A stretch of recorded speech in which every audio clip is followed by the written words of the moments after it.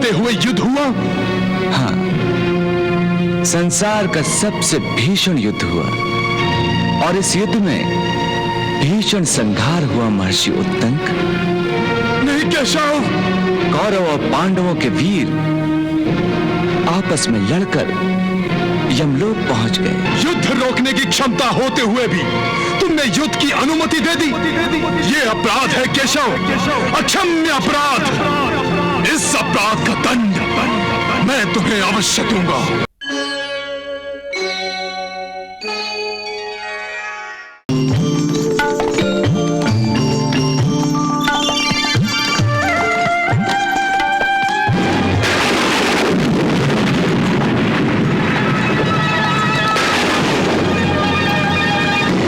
सारथी, रथ रोको।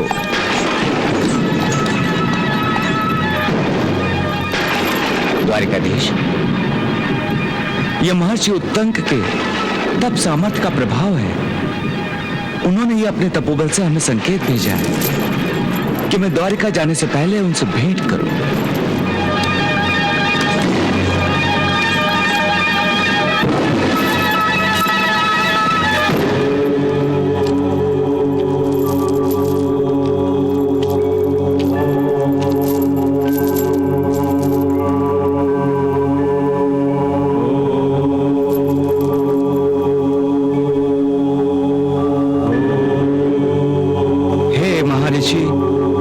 हे महातपस्वी, हे भार्गव उत्तंक, देव की पुत्र कृष्ण आपको प्रणाम करता है।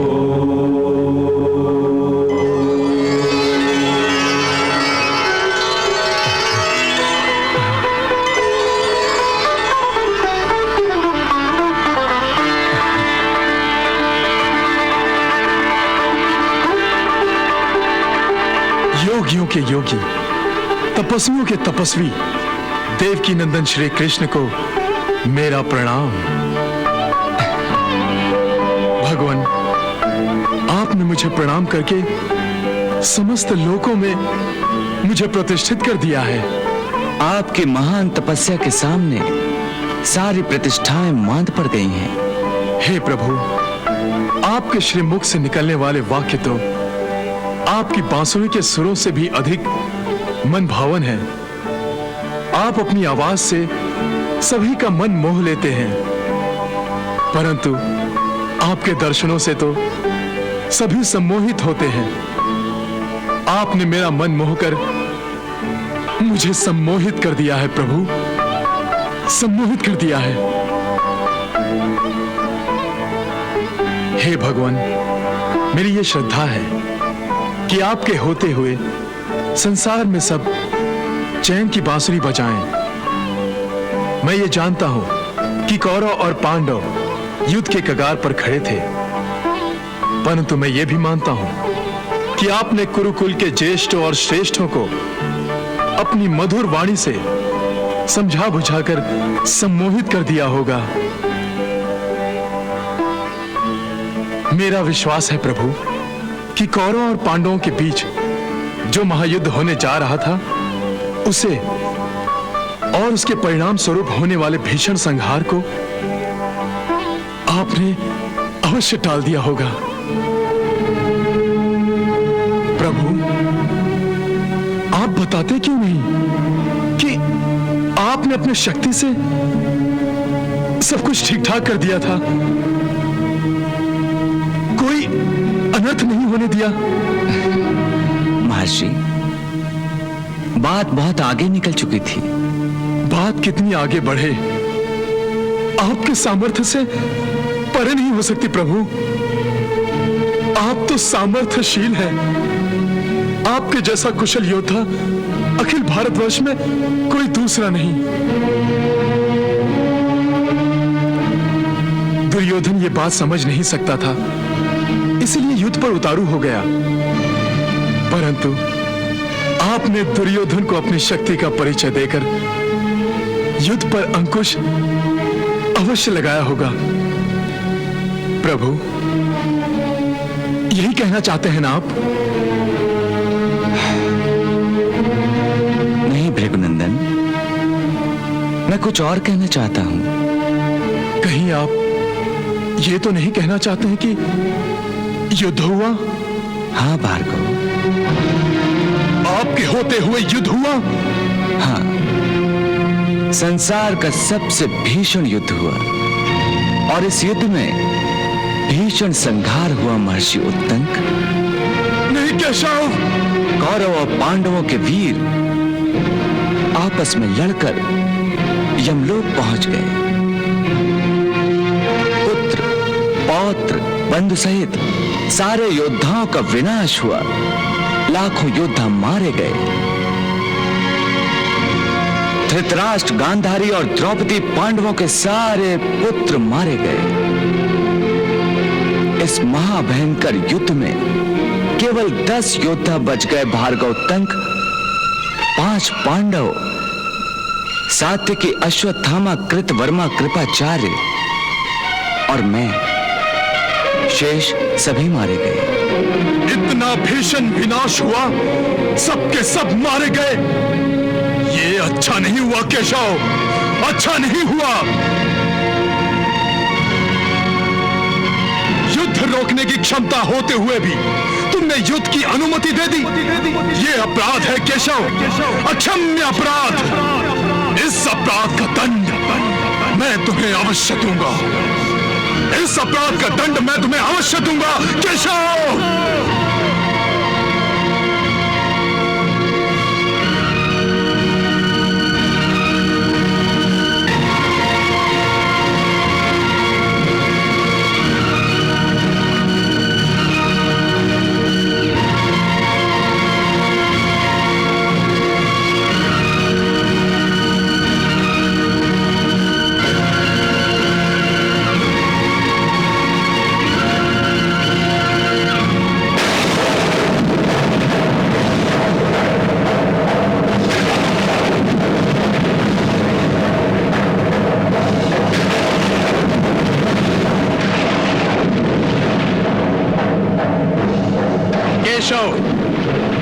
मैं तुम्हें श्राप देता हूं। ठहरिए भृगनंदन, श्राप देने से पहले मेरी बात तो सुनिए। मैंने इस युद्ध को रोकने का बहुत प्रयास किया, परंतु किसी के प्रारब्ध में हस्तक्षेप करके उसको बदलने की चेष्टा नहीं की, क्योंकि ऐसा करना विधि के विधान को बदलना होता, जो सृष्टि के विधाता का विरोध है। इसलिए युद्ध में भाग लेने वाले अपनी मृत्यु के अनुसार अपने अंत को पहुंचे। ये सब तुम मेरी श्राप से डर कर कह रहे हो केशव। मैं तुम्हारी बातों में आने वाला नहीं हूं। मैं तुम्हें अवश्य श्राप दूंगा केशव। नहीं ऋषि श्रेष्ठ, ये स्वयं आपके लिए उचित नहीं है। आप तपस्वी हैं, तेजस्वी हैं। हे द्विगश्रेष्ठ, आपने ब्रह्मचर्य व्रत का कठोर पालन किया है। आपने अपनी सेवा से गुरुजनों को संतुष्ट किया है। आपने अपनी तपस्या से महान तपोबल अर्जित किया है। शाप देने से आपकी ये सारी आध्यात्मिक उपलब्धि नष्ट हो जाएगी। मैं नहीं चाहता कि शाप के कारण आपका तपोबल शून्य हो जाए। मेरा तपोबल शून्य नहीं होगा कृष्ण। मैंने किसी का कल्याण नहीं किया है और ना ही मैंने किसी के अकल्याण के बारे में सोचा है। मैंने अपना तपोबल केवल मृत्यु लोक की भलाई के लिए अर्जित किया है। यदि मेरे तपोबल से मनुष्यों का कल्याण नहीं हो रहा है तो हो जाने दो मेरा तपोबल शून्य। हे महर्षि, आप जैसा महाज्ञानी ज्ञान और अहंकार की सीमा पर खड़ा होकर अध्यात्म तत्व भूल रहा है। अध्यात्म तत्व? मुझे बहलाने और बहकाने का प्रयास मत करो केशव। हे भार्गव, मैं तो केवल आपको समझाने का प्रयास कर रहा हूं। हे भृगकुल को आनंद प्रदान करने वाले महर्षि, आप मेरा सत्य स्वरूप जानिए। मैं शाप, ताप, काल से परे हूं। मैं किसी के भी शाप के प्रभाव में नहीं आ सकता। कोई भी शाप मुझे नहीं लगता। परंतु मैं तपस्वियों के तपोबल का आदर करता हूं, पतिपरायण स्त्रियों के पतिव्रत का सम्मान करता हूं, सत्यवचनी व्यक्तियों की सत्यनिष्ठा का सत्कार करता हूं और धर्मात्माओं की धर्मनिष्ठा का गौरव करता हूं। इसलिए इनके वचनों को मैं ही सत्य का रूप देता हूं, अर्थात इनके शाप मेरे ही कारण सच होते हैं, क्योंकि अधर्म में लगे हुए सभी मनुष्यों को दंड देने वाला और अपनी मर्यादा से कभी च्युत न होने वाला ईश्वर मैं ही हूं। मैं ही विष्णु, मैं ही ब्रह्मा और मैं ही इंद्र हूं। संपूर्ण भूतों की उत्पत्ति और प्रलय का कारण भी मैं ही हूं। समस्त प्राणी समुदाय की सृष्टि और संहार भी मेरे ही द्वारा है। संपूर्ण भूत मुझ में स्थित है और संपूर्ण भूतों में मैं स्थित हूं। ज्ञानी जिसे सत असत, व्यक्त अव्यक्त और क्षर अक्षर कहते हैं, वो सब मेरे ही स्वरूप हैं। जब भी युग का परिवर्तन होता है, तब प्रजा की भलाई के लिए, मैं धर्म की रक्षा और स्थापना के लिए तीनों लोकों में भिन्न भिन्न श्रेणियों में अवतार लेकर धर्म मर्यादा की स्थापना करता हूं। हे महात्मन, यदि यह युद्ध नहीं होता तो पृथ्वी पर पापों का बोझ बढ़ जाता। धर्मात्माओं के साथ धर्म भी कारागृह में बंदी बन जाता। अधर्म और अधर्मियों से संपूर्ण पृथ्वी व्याप्त हो जाती। यज्ञ, तप, पुण्य नष्ट हो जाते और आप जैसे तपस्वियों का आदर सत्कार करने के बदले उनका तिरस्कार किया जाता। हे भार्गवोत्तंक, यदि ऐसा नहीं होता तो मेरे अवतीर्ण होने का उद्देश्य नष्ट हो जाता। मैंने धर्म की स्थापना के लिए और अधर्मियों का नाश करने के लिए ही तो अवतार धारण किया है। यही बात मैंने युद्ध होने से पहले अर्जुन को भी बताई थी। यदा यदा हि धर्मस्य ग्लानिर्भवति भारत, अभ्युत्थानम धर्मस्य तदात्मानं सृजाम्यहम्। जब जब सत्य और धर्म की हानि हो जाती है और अधर्म और असत्य की वृद्धि हो जाती है तथा पाप का साम्राज्य स्थापित हो जाता है, तब तब मैं अपने को प्रकट करता हूं। परित्राणाय साधूनां विनाशाय च दुष्कृतां धर्म संस्थापनार्थाय संभवामि युगे युगे। मेरे अवतार धारण करने के 3 कारण होते हैं। पहला, आतिताइयों द्वारा पीड़ित साधु पुरुषों का उद्धार करना। दूसरा, दुष्टों का नाश करना। और तीसरा कारण है धर्म की पुनः स्थापना करना। हे तपस्वी श्रेष्ठ भार्गव, कौरव अर्थात अधर्म बलवान हो गया था और पांडव अर्थात धर्म क्षीण हो गया था। इसलिए मैंने पांडवों की नहीं, धर्म की सहायता की। क्या मैंने ये गलत किया? हे द्विज श्रेष्ठ, हे महर्षि, हे भार्गवोत्तंक, अधर्मियों का विनाश करने के लिए ये सब क्या परम आवश्यक नहीं था? क्या अब भी आप मानते हैं कि मैंने युद्ध की अनुमति देकर अपराध किया? क्या अब भी आप मानते हैं कि मैं शाप के योग्य हूं? यदि आप ऐसा ही मानते हैं तो आप मुझे अवश्य शाप दीजिए। मैं आपके वचनों का, आपके शाप का निश्चित ही आदर करूंगा। आपका शाप सत्य प्रमाणित होगा। प्रभु, भक्त अपने भगवान को कभी शाप नहीं देता।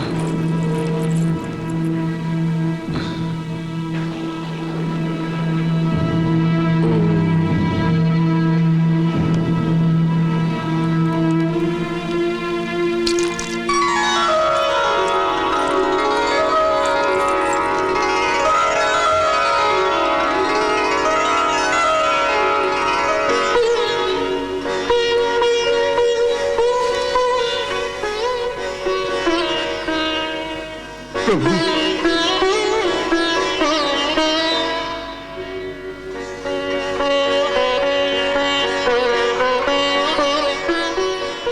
प्रभु, मैं अपने अहंकार में सचमुच बहक और भटक गया था। आपने मेरे अहंकार का नाश करके मुझे अनुग्रहित कर दिया है प्रभु, अनुग्रहित कर दिया है। हे जनार्दन, आपके दर्शनों की लालसा में ही द्वारिका के मार्ग पर आकर तपस्या करने बैठा था। आपके श्री मुख से अध्यात्म तत्व सुनने के कारण मैं धन्य हो गया हूं प्रभु, मैं धन्य हो गया हूं। अपनी कृपा दृष्टि मुझ पर सदा बनाए रखिए, सदा बनाए रखिए प्रभु, सदा बनाए रखिए। अहंकार और अज्ञान के अधीन होकर मैंने आपका जो अपमान किया है, उसके लिए मुझे क्षमा कर दीजिए प्रभु, उसके लिए मुझे क्षमा कर दीजिए प्रभु, क्षमा कर दीजिए। नहीं मुनिवर, आपने कोई अपराध नहीं किया, बल्कि आपने एक अनोखा उदाहरण संसार के सामने रखा है कि ईश्वरी शक्ति को भी अपने कर्मों का लेखा जोखा तपस्वियों ज्ञानियों के सामने प्रस्तुत करना होता है। यह आपकी महानता है भगवान कि आप अपने भक्तों को अपने आप से श्रेष्ठ बताते हैं, अन्यथा भक्तों में इतनी क्षमता कहां है कि आपसे बराबरी करने की भी कल्पना करें। हे जगत नायक, हे विश्वात्मन, आपके उपदेश से मेरा चित्त अत्यंत प्रसन्न और आपके प्रति भक्ति भाव से परिपूर्ण हो गया है। हे विष्णु, हे सहस्त्रबाहु, हे सर्वव्यापी परमात्मा, आपके साक्षात दर्शन के बाद आपका विश्व रूप जो आपने अर्जुन को दिखाया था प्रभु, वही देखने की इच्छा मन में जाग गई है। आप मुझे अनुग्रहित करें। यदि आप मुझे अनुग्रहित करेंगे तो मेरी तपस्या सफल हो जाएगी प्रभु, मेरी तपस्या सफल हो जाएगी प्रभु। आपकी तपस्या अवश्य सफल होगी ऋषि श्रेष्ठ। अर्जुन ने मेरे जिस विश्व रूप को युद्ध से पहले देखा था, वो सनातन वैष्णव स्वरूप का मैं आपको दर्शन कराता हूं।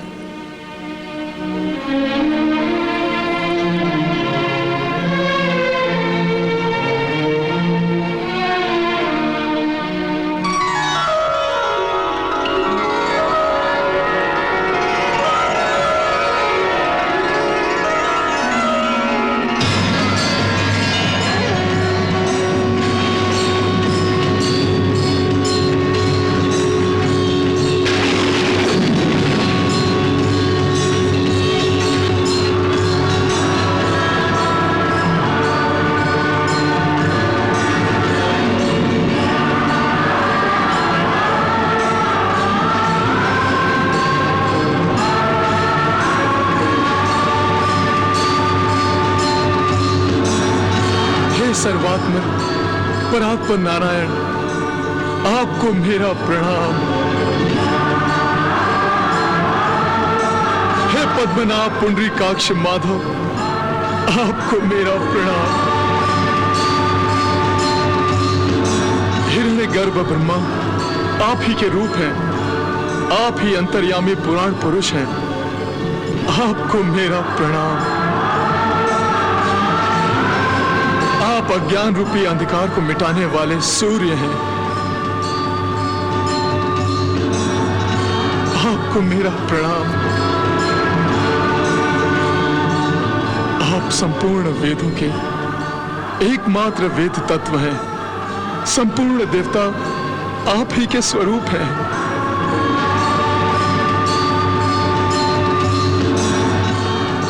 आपको मेरा शत शत प्रणाम। आपको मेरा प्रणाम। हे महर्षि, मेरा दर्शन कभी व्यर्थ नहीं जाता। आप मुझसे कोई वर मांगिए। हे महातेजस्वी पुरुषोत्तम श्री कृष्ण, आपके इस दिव्य विश्व रूप का जो मैं दर्शन कर रहा हूं, यही मेरे लिए आपकी ओर से बहुत बड़ा वरदान है प्रभु। बहुत बड़ा वरदान है प्रभु। हे मुनिवर, मेरा दर्शन अमोघ है।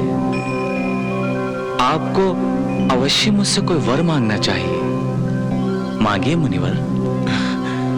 हे पुराण पुरुष, यदि आप वर मांगना मेरा आवश्यक कर्तव्य समझते हैं, तो प्रभु मैं चाहता हूं कि मुझे इस मरुभूमि में, जहां जल दुर्लभ है, यथेष्ट जल प्राप्त हो। तथास्तु। हे भृगुनंदन, जब आपको जल की इच्छा हो तब आप मेरा स्मरण कीजिए। आपको तत्काल ही जल प्राप्त हो जाएगा। मैं अनुग्रहित हो गया हूं प्रभु। मैं अनुग्रहित हो गया हूं प्रभु।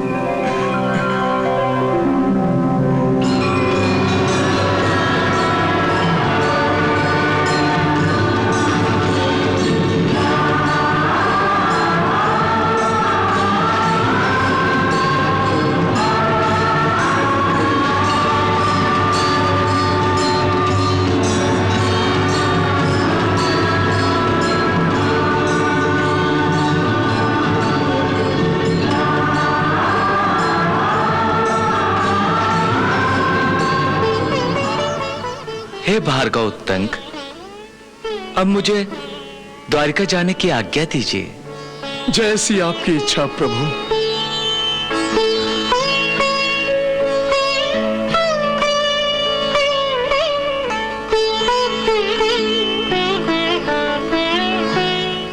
भगवान श्री कृष्ण एक दिन महर्षि उत्तंक से मिलने पहुंचे। ऋषि ने उनसे पूछा कि क्या कुरुक्षेत्र का युद्ध टल गया। श्री कृष्ण ने शांत स्वर में बताया कि युद्ध हुआ और इसमें कौरवों का अंत हो गया। यह सुनकर ऋषि उत्तंक क्रोधित हो उठे और उनसे प्रश्न किया कि आपके होते हुए भी यह विनाश क्यों हुआ। वे भगवान श्री कृष्ण को श्राप देने ही वाले थे। तब श्री कृष्ण ने समझाया कि यह युद्ध अधर्म के अंत और धर्म की विजय के लिए आवश्यक था। कौरवों के अन्याय का यही परिणाम था। सत्य जानकर ऋषि का क्रोध शांत हो गया और उन्होंने भगवान श्री कृष्ण से क्षमा मांगी। तब श्री कृष्ण ने उन्हें अपना विराट स्वरूप दिखाया और वरदान देकर कहा कि जब भी आपको प्यास लगे मेरा स्मरण कीजिएगा, आपको जल अवश्य मिलेगा। जय श्री कृष्ण।